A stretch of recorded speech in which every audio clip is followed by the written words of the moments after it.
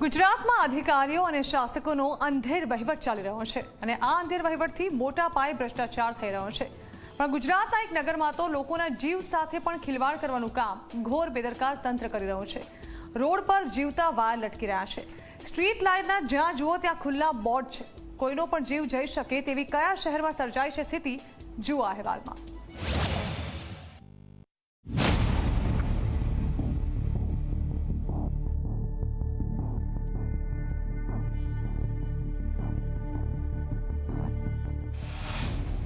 આમ તેમ તૂટેલા વીજ બોર્ડ,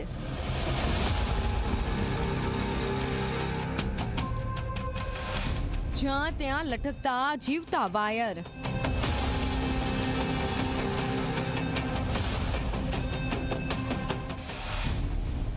દુર્ઘટના બને તો જવાબદાર કોણ?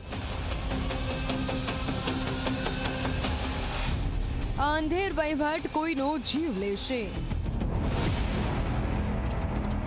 આ છે અંધેર વહીવટનો ઉત્તમ નમૂનો રાજકોટ જિલ્લાના ધોરાજી શહેરમાં જોવા મળી રહ્યો છે। શહેરના કોઈ પણ રોડ પરથી પસાર થવું એટલે જીવ હાથમાં લઈ અને જવો પડે, કારણ કે અહીંયા તૂટેલા વાયરોમાંથી કરંટ સતત વહે છે। ખુલ્લા અને તૂટેલા ફૂટેલા ફાઇબરના બોક્સમાંથી અનેક વાયર બહાર લટકી રહ્યા છે। જો ભૂલથી કોઈ તેને અડી જાય તો કોઈનો પણ જીવ જઈ શકે છે।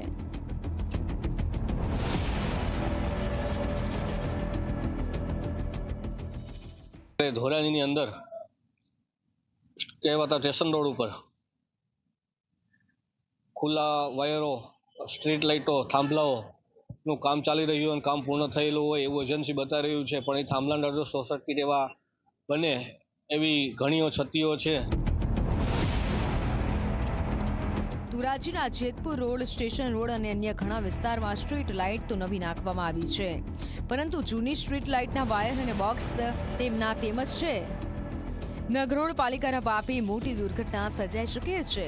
પાલિકાને કોઈના જીવની પરવા પણ નથી।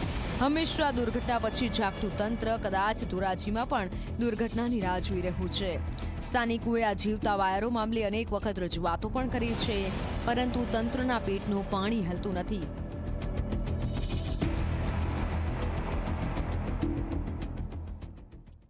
પોલ અને થાંભલા નાખેલા છે, તેના ઉપર સ્ટ્રીટ લાઇટો નાખવામાં આવેલ છે। જ્યારે કે અમે ત્યાં રાત્રે નીકળી છીએ તો ત્યાં વીજ વાયરો ખુલ્લા પડેલા છે અને તેમાં ઘણી વખતે એવું પણ થાય છે કે તેમાં પવનના લીધે અર્થિંગ થતા હોય, તીંખારા થતા હોય અને ત્યાં વૃદ્ધો લોકો અને લોકો આ ગરમીના લીધે ત્યાં બેસવા જાય છે। બાળકો સવારના ચાલીને જાય છે, સાયકલો લઈને જતા હોય, સ્કૂલની બસો જતી હોય, જો તેમાં અડકી જાય તો તેની જાનહાનિની જવાબદારી કોની? બીજું એ કે જે આ સ્ટ્રીટ લાઇટો નાખવામાં આવેલ છે તેનું પણ પ્રકાશ કોઈ એવું છે નહીં।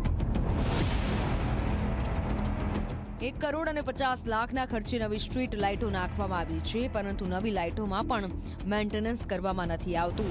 પાલિકામાં અત્યાર સુધી વહીવટદારનું શાસન હતું અને હવે નવી પાલિકા ભાજપની બની છે, પરંતુ હજી સુધી પ્રમુખ કે કોઈ હોદ્દેદારોની નિમણૂક નથી થઈ। બીજી તરફ હાલ ભાજપ અને કોંગ્રેસ બંને એકબીજા પર આક્ષેપો લગાવી રહ્યા છે।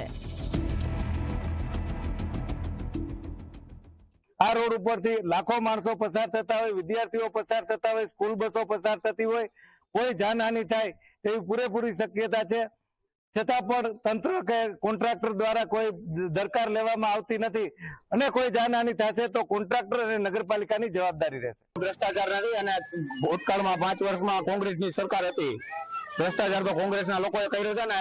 તાજેતરમાં યોજાયેલી ચૂંટણીમાં કોંગ્રેસને જનતાએ જાકારો આપ્યો છે, એના હિસાબે આક્ષેપ કરી રહ્યા છે, તો એકદમ પાયાવિહોણા છે। તો આ મામલે જ્યારે અમે નગરપાલિકાના ચીફ ઓફિસર અને કોન્ટ્રાક્ટરનો સંપર્ક કર્યો તો તેમણે પોતાના ભ્રષ્ટાચારને છુપાવવા માટે કેમેરા સામે કંઈ પણ કહેવાનો ઇનકાર કરી દીધો। ત્યારે હવે એ જોવાનું રહ્યું કે તંત્ર ક્યારે આ વાયરોને હટાવે છે।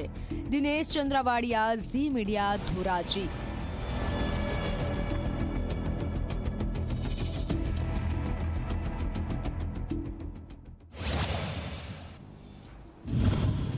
મહાશિવરાત્રી